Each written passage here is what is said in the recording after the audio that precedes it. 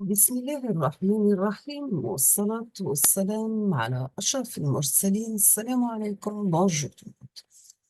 Aujourd'hui, on va partager ensemble un sujet d'examen qui a été proposé par l'université Blida 1, faculté de technologie, département d'électronique.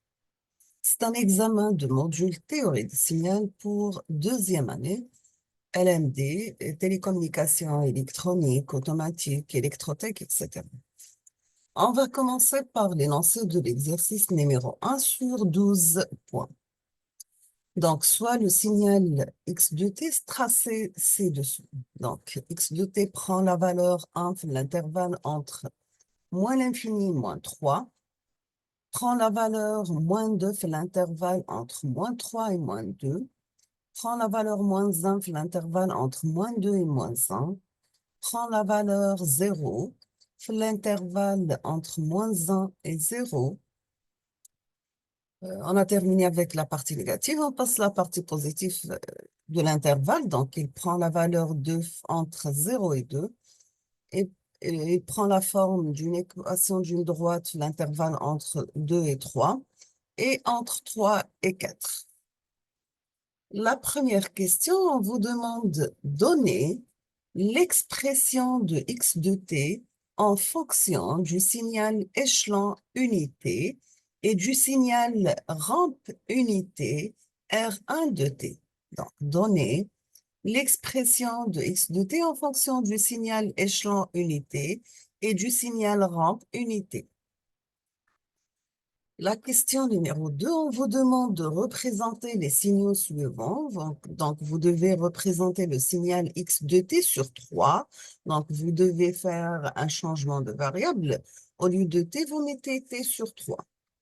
Deuxième signal, c'est x de 3t plus 2. D'accord? La question numéro 3, donc, soit le signal y de t qui est égal à x de t par rect de t moins 3 sur 2. On vous demande la première question, tracer le signal y de t, puis calculer sa valeur moyenne. Tracer le signal y de t, puis calculer sa valeur moyenne. Deuxième partie de la question C, donc soit le signal périodique z de t, de période t égale à 2, tel que z de t égale à y de t plus 2, bien sûr pour t compris entre 0 et t. On vous demande tout simplement de tracer le signal z de t. Troisième partie de la question numéro C, donc on vous demande de donner le développement en série de Fourier complexe du signal z de t. Donner le développement en série de Fourier complexe du signal z de t. La partie D, on vous demande de tracer le signal W de t donné par W de t qui est égal à une somme pour n varie de moins l'infini à plus l'infini de y de t convolué avec Dirac de t moins 3n, sachant que l'étoile représente l'opération de convolution. D'accord? On termine avec la dernière question dans cet exercice. On vous demande tout simplement de calculer la valeur de l'expression, un produit scalaire entre x de t par Dirac de t plus 2 plus Dirac prime de t moins 2 et cosinus pt. D'accord?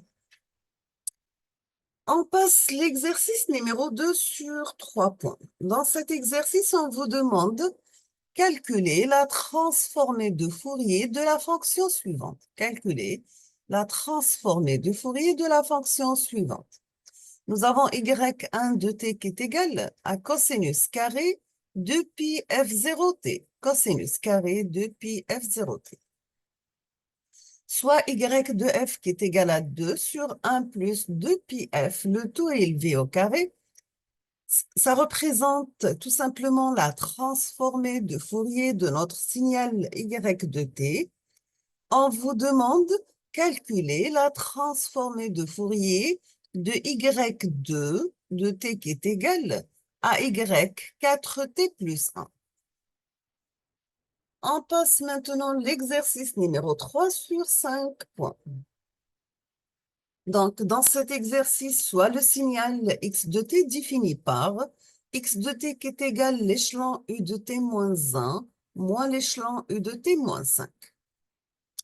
La première question, on vous demande de calculer sa transformée de la place x de p par la méthode directe, puis par la méthode de dérivation, en déduire la transformée de la place, cette fois-ci, de x1 de t, qui est égal tout simplement x de t moins 2. La partie B, mais la question 3, mais l'exercice 3, pardon, on vous demande cette fois-ci de résoudre l'équation différentielle y seconde de t plus 4y prime de t plus 4y de t qui est égal à f de t.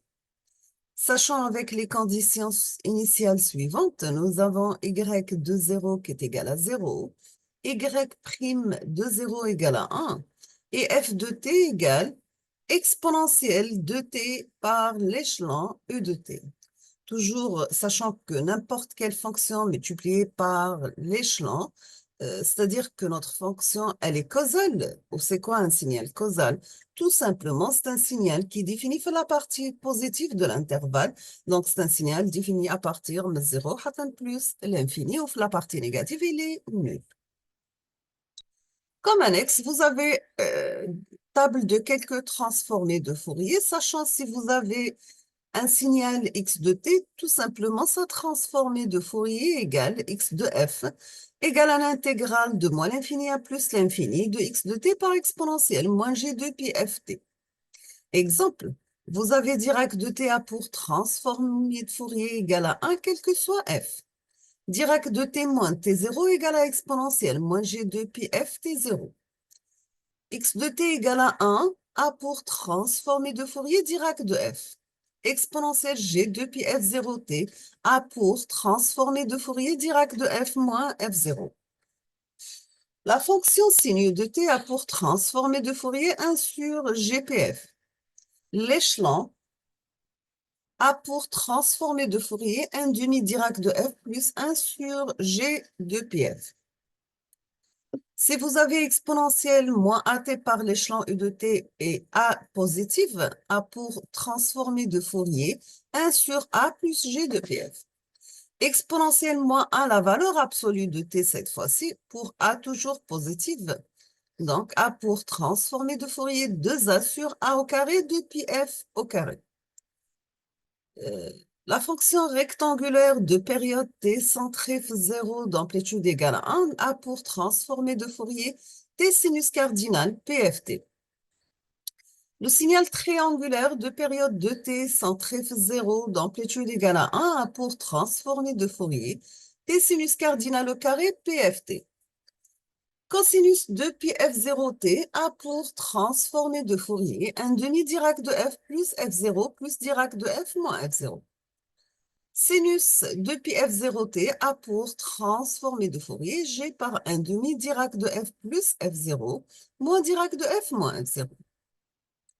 Maintenant, pour la peignée de Dirac, la somme de Dirac de t moins kt0 a pour transformer de Fourier f0 par une somme de Dirac de f moins kf0. Et voici une table qui contient des propriétés importantes de la transformée de Fourier. Donc, la linéarité, donc si vous avez A1 x1 de t plus A2 x2 de t, a pour transformer de Fourier A1 x1 de f plus A2 x2 de f. Le complexe conjugué, x conjugué de t a pour transformer x conjugué de moins f. Changement d'échelle temporelle, x de at a pour transformer de Fourier 1 sur la valeur absolue de a, x de f sur a, avec a différent de 0. Pour une translation temporelle, x de t moins t0 a pour transformer de Fourier exponentielle moins g de pi f t0 x de f. La translation fréquentielle g de pi f0 t x de t a pour transformer de Fourier x de f moins f0. Maintenant, si on va parler de la dérivation de x de t, donc x' de t a pour transformer de Fourier g de pi f x de f. La dérivée d'ordre n x d'ordre n de t a pour transformer de Fourier g de pi f d'ordre n x de f. Maintenant, pour la dérivation de x de f, dx de t a pour transformer de Fourier moins 1 sur g de pi x' de f. La dérivée d'ordre n, t d'ordre n x de t a pour transformer de Fourier moins 1 sur g de p, le tout d'ordre n, x d'ordre n de f. On passe la dualité si vous avez grand X de TA pour transformer de Fourier petit x de moins f. Maintenant, si vous avez un signal réel x de t, A pour transformer de Fourier x de moins f, c'est le x conjugué de f. Le module de x de moins f, c'est le module de x de f. La phase de x de moins f est égale moins la phase de x de f. On va s'arrêter ici aujourd'hui. Dans la prochaine vidéo, Inch'Allah, je vais commencer par la correction les sujets d'examen et on va commencer par l'exercice numéro 1. Merci beaucoup pour votre attention. Comme toujours, n'hésitez pas si vous avez des questions et à la prochaine vidéo. Merci beaucoup.